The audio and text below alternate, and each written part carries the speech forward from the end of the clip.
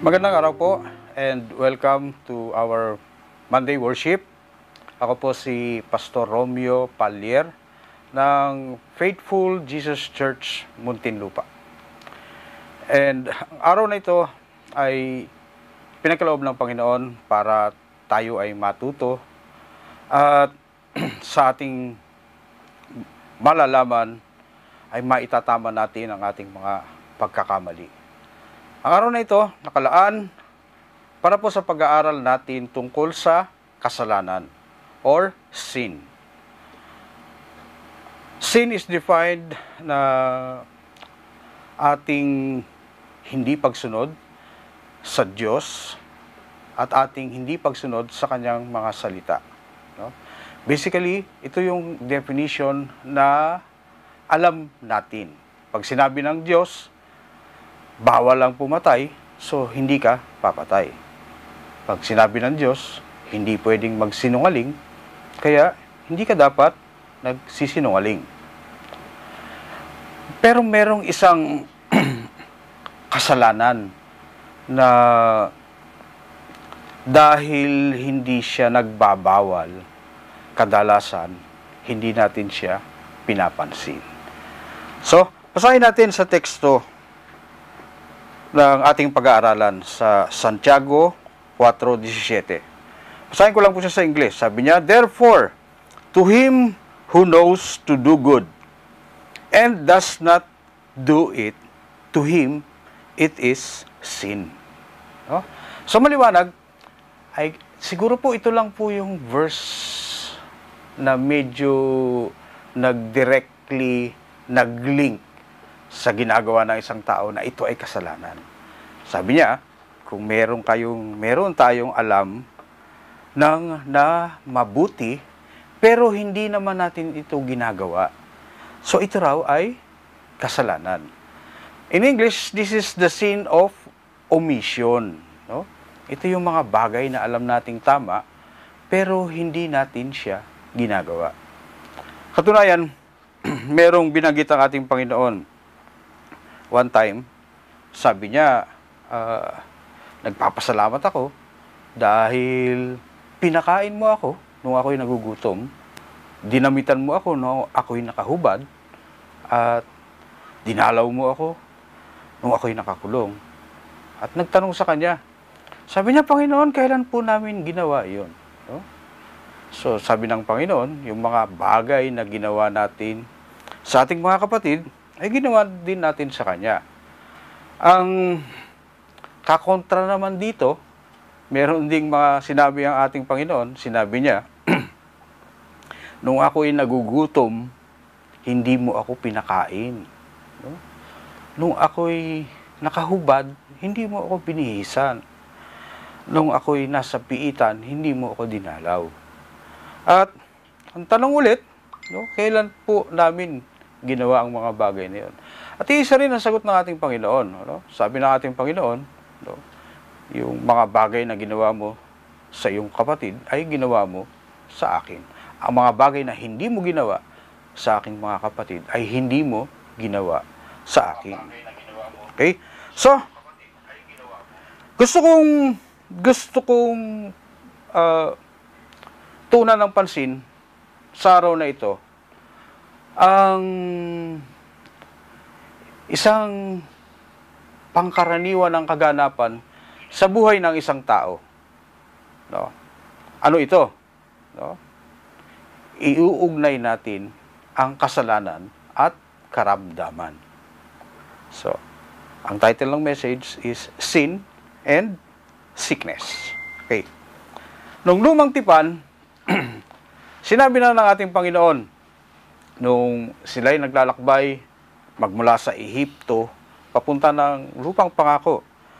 Sabi niya sa Exodo 15:24, sabi niya, I am the Lord who heals you. No? And this is where we get yung expression o yung the name that is attributed to God. Ito yung kanyang Jehovah Rapha.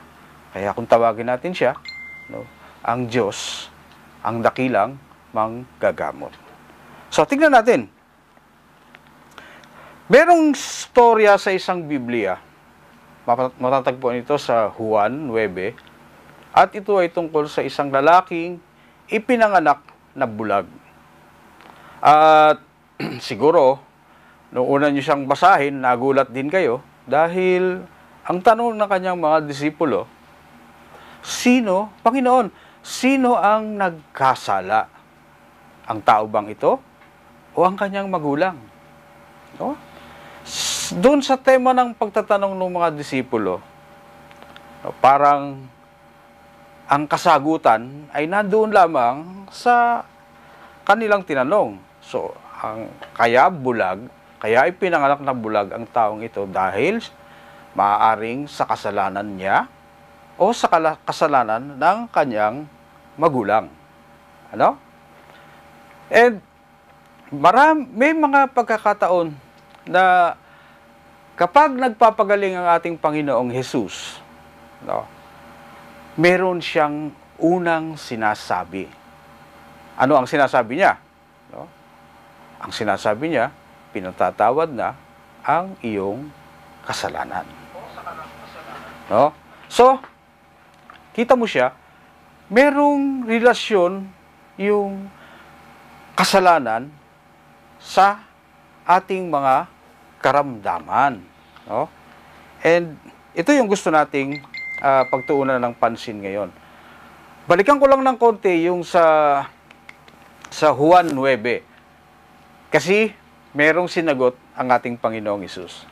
Sabi ng ating Panginoong Hesus, kaya siya bulag, hindi dahil sa kanyang kasalanan, hindi dahil sa kasalanan ng kanyang magulang, kung hindi dahil para sa kalwalhatian ng Diyos.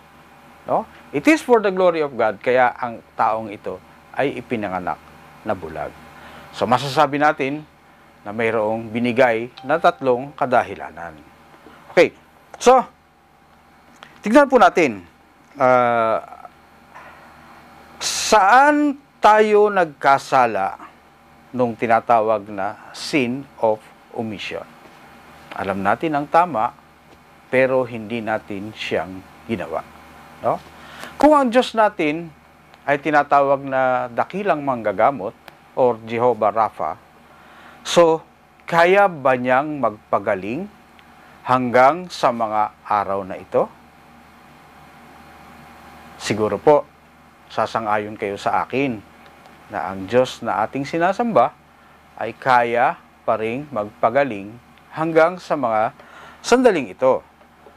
Dahil siya rin ang nagsabi na hindi siya nagbabago. No? Siya ay Diyos noon, Diyos ngayon, at makapangyarihang Diyos pa rin sa darating na mga panahon.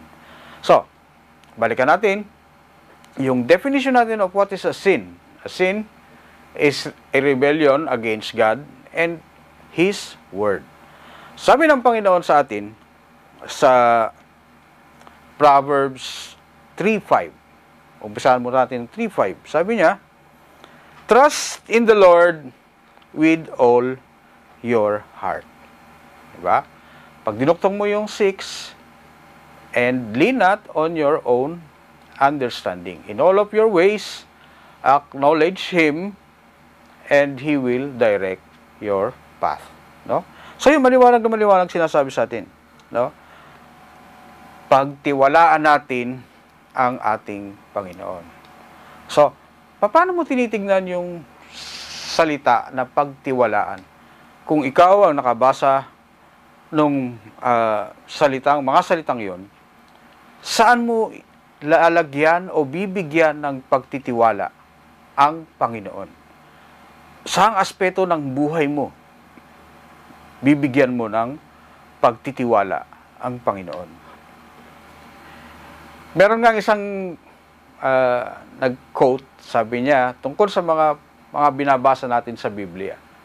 Sabi niya, it is not the verse in the Bible that I do not understand, that I struggle most. It is the verse that I understand. No?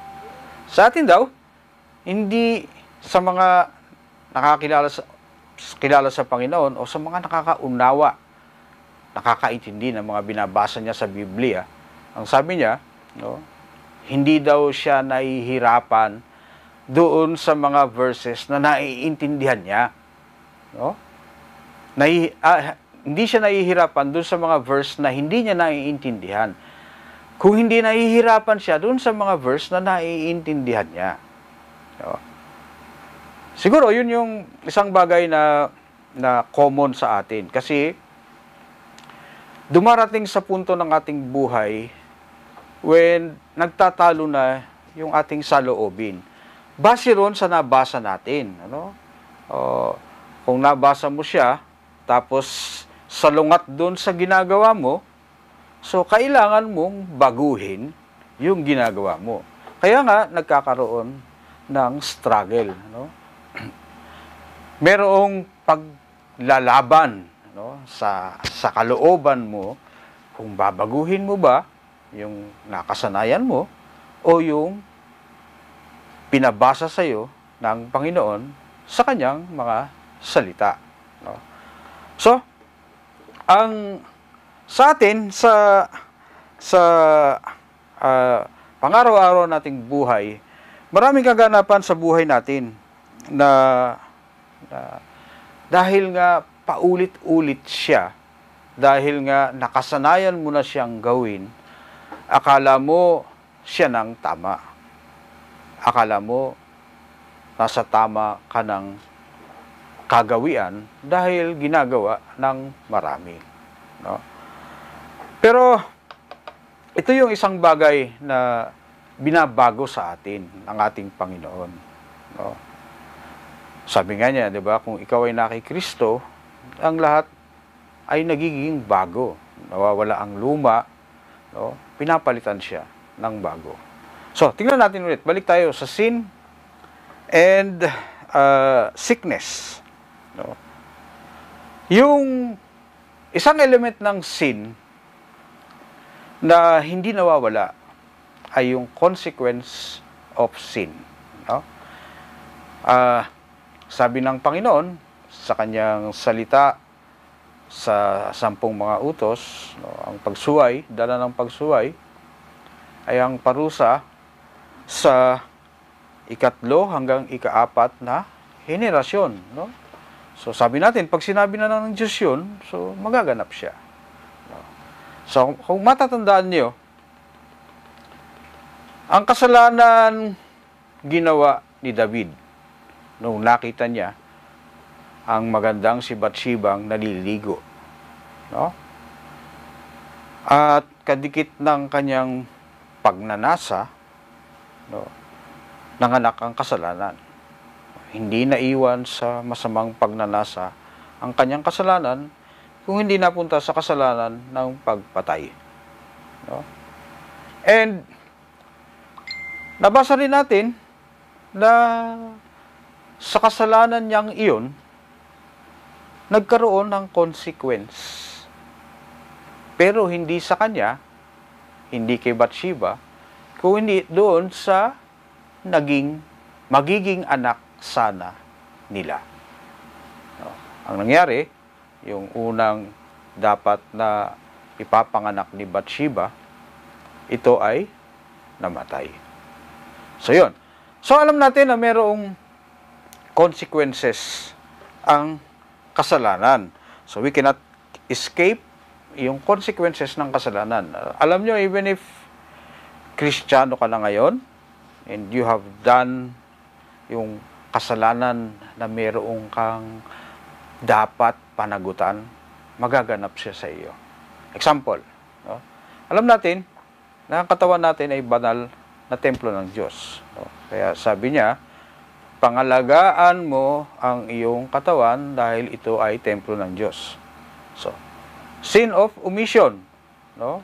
Dapat pangalagaan mo siya, pero ang ginagawa natin, hindi natin siya pinapansin.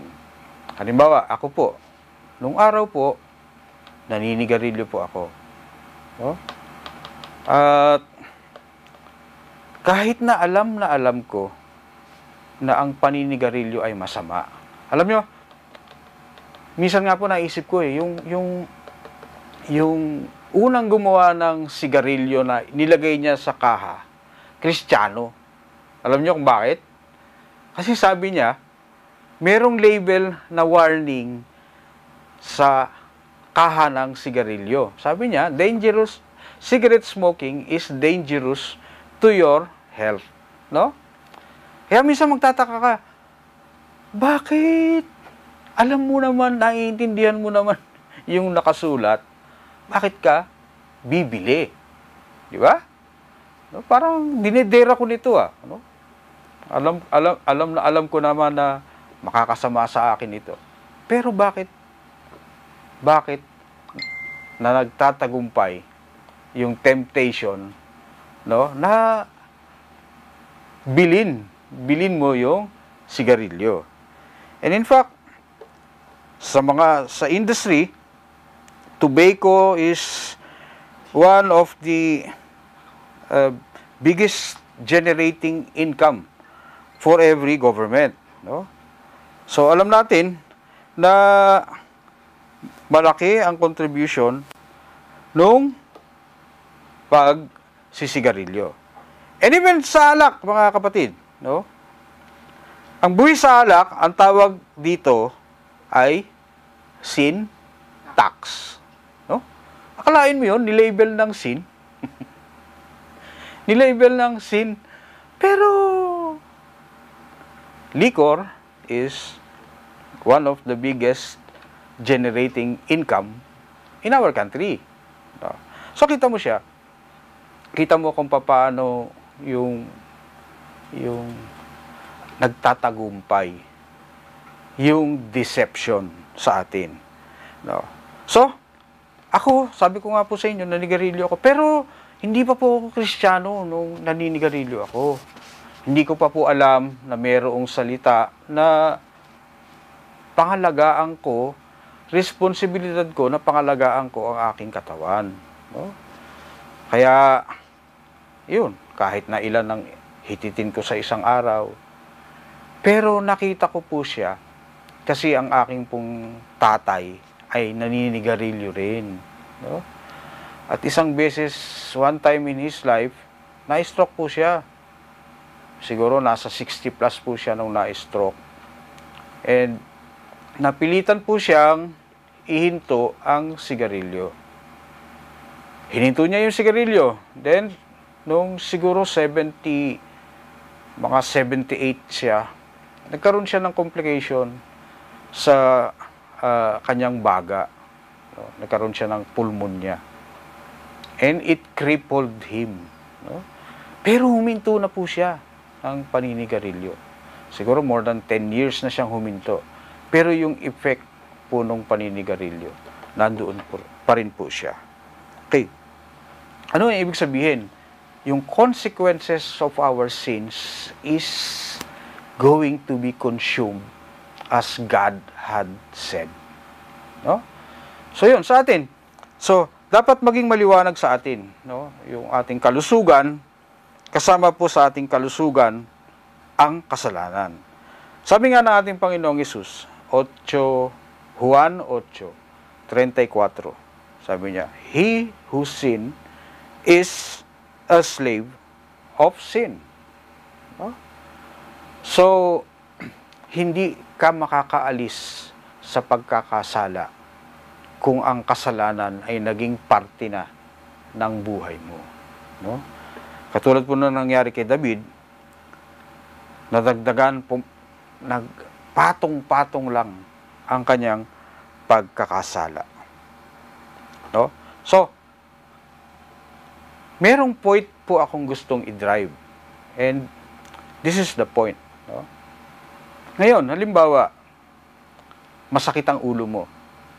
No? Meron bang automatic response sa atin na pag masakit ang ulo mo, no? Pupunta ka sa isang lugar, mananalangin ka, hihingi ka ng kagalingan sa Diyos na nagpapagaling, o pabibili ka ng biogesic? No? Alin ang nakasanayan na natin? manalangin o uminom ng biogesic. Di ba? If we confess that our God is Jehovah Rapha, no? So alam natin na kaya niyang pagalingin ang lahat ng sakit. Pero ang problema natin, kaya ba niyang pagalingin yung sakit ng ulo? Kaya ba niyang pagalingin yung lagnat? Kasi ang inaalala lang natin, yung mga ginawa niyang milagro sa bulag, no? Yung bang medyo glaring impossible. Pero nakakalimutan po natin, meron pong milagro ginawa ang ating Panginoon. In the early part of His ministry, sabi na, pumunta si Pedro kay Jesus at dinala niya si Jesus sa kanyang bahay. Naroon ang kanyang biyanan na babae na nakaratay sa higaan. No? At hinawakan siya ng ating Panginoong Jesus at sabi sa Biblia, the fever left her. No? Fever, lagnat. No? In the very early ministry of our Lord Jesus Christ, pinakita po niya, kaya din po niya. So, ano po yung nahuumit natin? No? Nasanay na po kasi tayo sa ganoong pamamaraan. We have never tried doing the power of the Word of God. Pag masakit ang tiyan mo, ano iniinom mo? No? Ano iniinom mo pag masakit ang tiyan mo? Diba? Diatabs. Lumuluhod ka ba? Humihingi ka ba ng tulong sa Diyos, Panginoong Jesus? Para bang ang liit-liit na dahilan para lumapit ka sa ating Panginoon. Pero we get used to it. Alam nyo, kailan lang tayo lalapit sa Panginoon? Pagka-cancer. No? Parang yung storya ng babaeng dinudugo, pag wala na tayong pera, tsaka tayo lalapit sa Panginoon. And we will make such declaration of faith. No? Pero bakit ganun? Iisa siyang Diyos na kayang magpagaling ng kahit na ano nating karamdaman. So, ano po ang kailangan nating gawin? No? Pare-pareho naman po kasi tayong nagkamali o nagkakamali ng ganitong pag-uugali natin. And Jesus is always telling us, kailangan nating humingi ng tawad. Kasi nagkasala tayo. Alam mo, si David, nung nagkasala siya, nung manganganak si Bathsheba, alam niya nagkamali siya. No? Alam niya nagkasala siya. Ano ang ginawa niya? No? Hindi siya kumain. Talagang nag-ayuno siya, lumuhod siya sa Panginoon, naglagay siya ng abo sa buo niyang katawan, at pinagsisihan niya yung kanyang kasalanan. No? Siguro, yun yung pwede nating gawin ngayon. So let us ask for forgiveness. No? Hindi po maramot ang Diyos sa pagpapatawad. Kung titignan po niyo, babalikan ko lang po si David. Ano po ang sabi tungkol kay David? A man after God's own heart. Pero pag pinag-aralan po ninyo yung kwento ni David, ang dami po niyang sablay. But yet, he comes back. No? Luluhod siyang muli at hihingi ng tawad sa ating Panginoon. So in the end, let me just close in prayer. No? Ayain ko po kayo. Mag-start po tayo ng panibago. God is so loving that He is going to permit us to start anew. Kung hindi po natin siyang pinaniniwalaan sa mga bagay na kaya niyang gawin, sakit po ng ulo, kayang-kaya po niya gawin. Pagalingin. So let us start and ask for forgiveness. Sige po, let us close our eyes and you can pray after me or you can pray your own prayer. Sige po. Heavenly Father, we thank you for giving us this moment, Panginoon. Hinayaan mo kaming maunawaan namin na ang kasalanan po namin ay hindi lamang po yung mga nagagawa namin. Higit sa lahat, yung kasalanan po namin, alam naming tama, pero hindi po namin ito ginagawa. At ang kadahilanan lang is nakasanayan na po namin. Ayaw na po namin siyang baguhin. Ayaw na po namin bigyan ng pagkakataon ang aming pong Panginoong Hesus maipakita ang kanyang kapangyarihan. And katulad po ng bulag, it will bring glory to God. Kung masakit ang ulo ko, dumuhod ako sa kanya at sinabi niya, pagagalingin kita at gumaling ako. Kahit po nag-iisa ako, it brings glory to God. The same glory kung isang libo naka-witness ng kanyang milagro. It is the same glory. Because there is no small glory or big glory. But there is only one glory for God. And every time that His Word comes through in my life, in your life, it will bring glory to His name. Thank you, Lord. In Jesus' name, amen.